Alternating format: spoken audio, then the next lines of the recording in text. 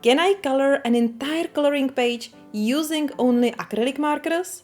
And I mean the whole page, not using them only as a supporting art medium, but as the main medium.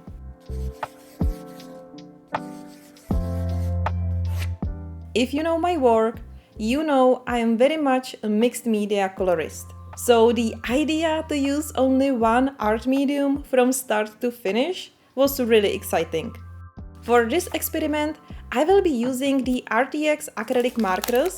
This is a set of 60 colors, and I would like to thank Arrtx for sending me these markers and for the opportunity to test them and see what changed. I already have their smaller 36 color set, and when I compared both sets, I realized this isn't just a larger version of the old set. There is one important change, but I will talk about it in a minute. If you don't know these markers yet, they are very easy to use. They have a direct ink system which helps the paint flow more consistently.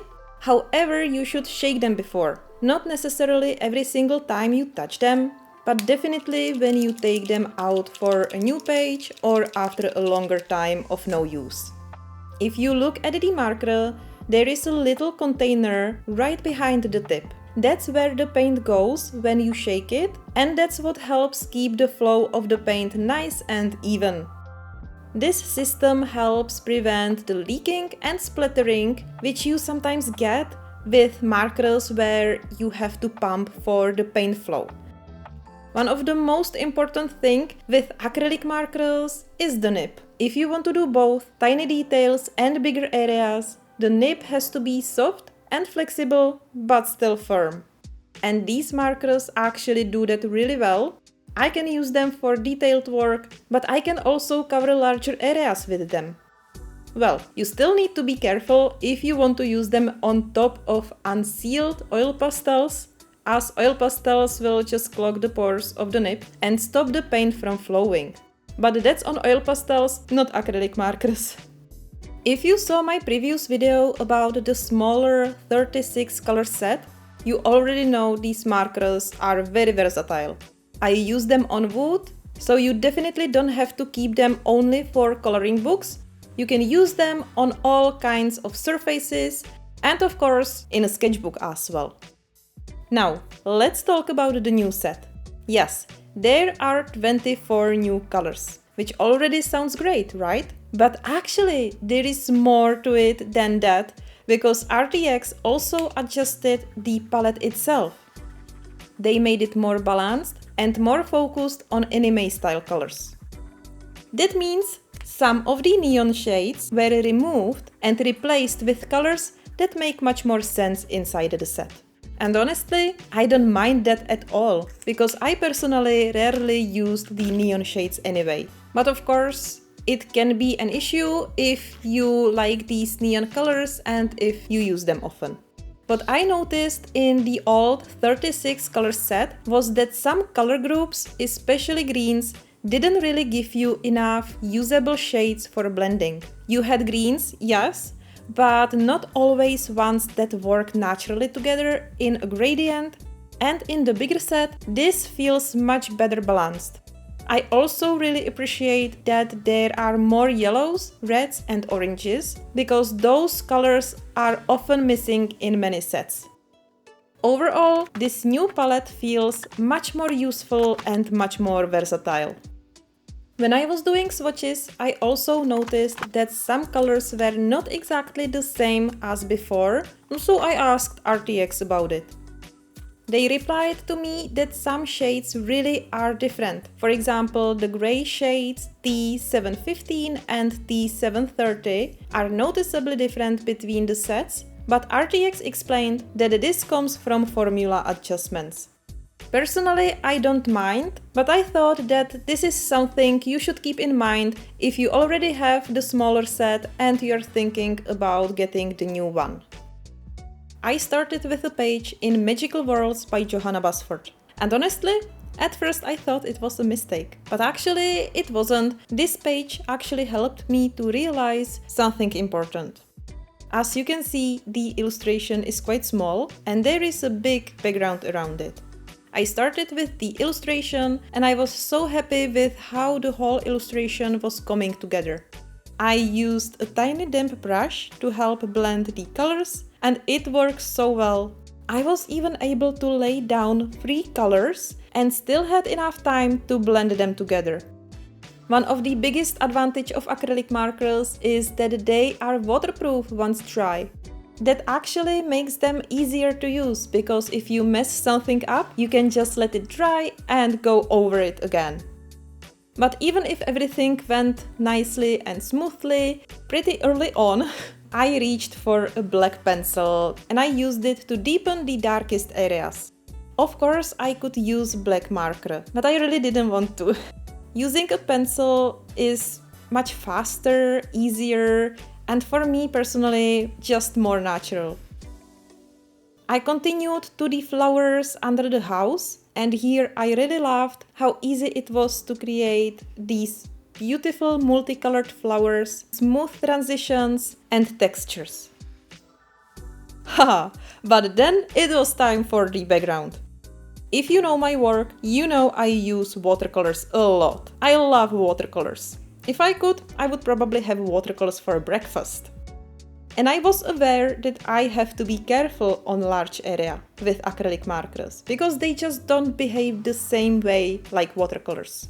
Well, you can use acrylic markers with water, which I did, but they still won't give you the same result because acrylic paint particles are just bigger and heavier, so they don't flow the same way watercolor does.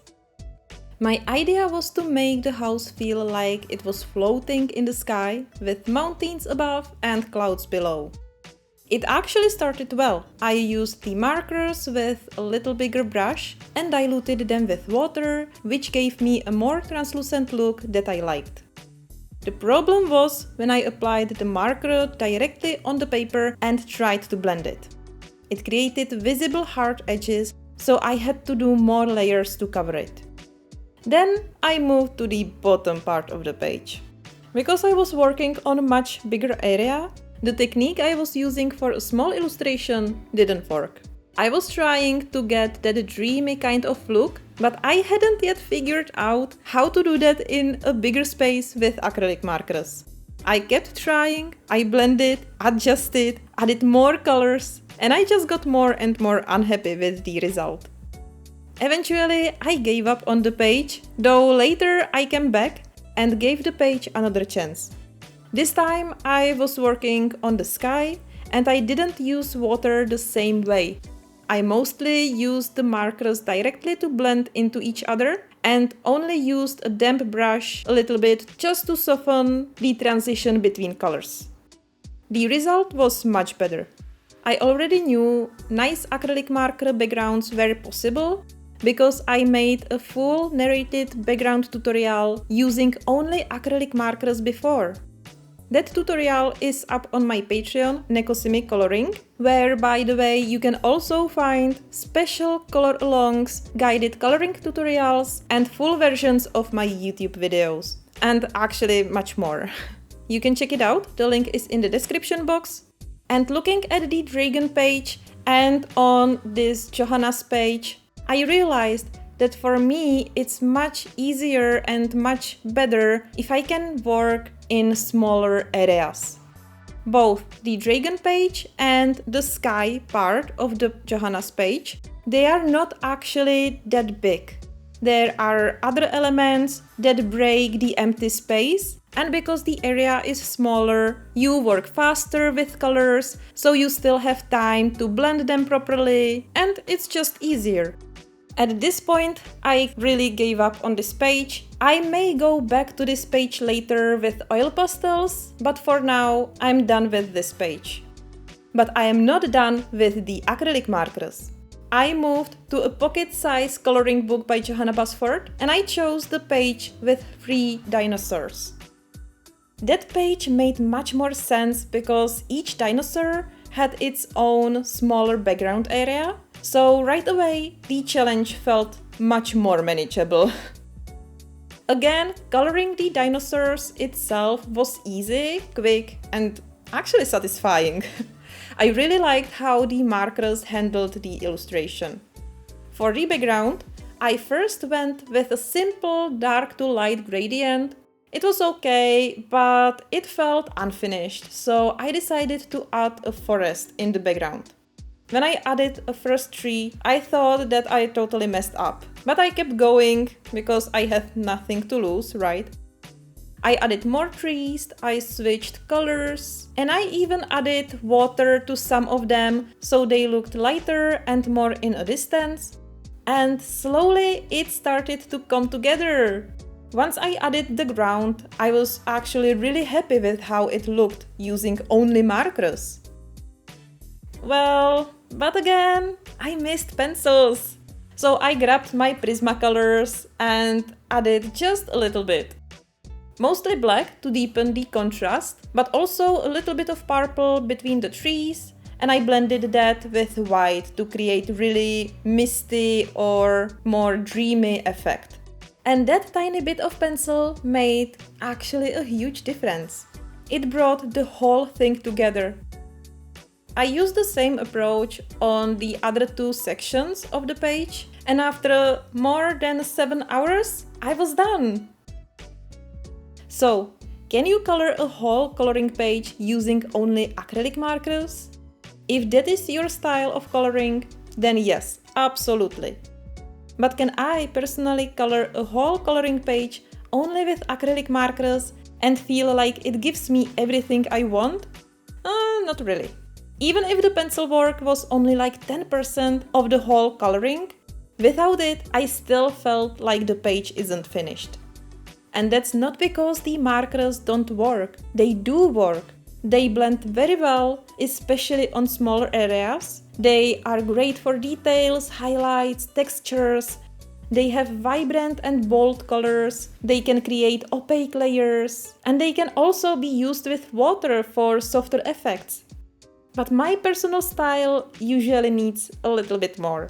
I love mixed media. I love watercolor effects, colored pencil texture, soft misty backgrounds, deep shadows, and dramatic details. So for me, acrylic markers are amazing as part of mixed media process, but I don't think I would usually limit myself to using only acrylic markers in a coloring book. Which of course doesn't mean that someone else cannot do it. It depends on everyone's preferences. I really recommend trying them because it's such fun to explore all the possibilities they give. If you want to try them, this is actually a really good time because Amazon Prime Days run from June 23rd to June 26th and these markers will be on sale. Now I'm so curious about you. Do you use acrylic markers in your coloring books? And how do you use them? Let me know in the comments. For now, have a meow someday and I will see you in the next video. Bye bye!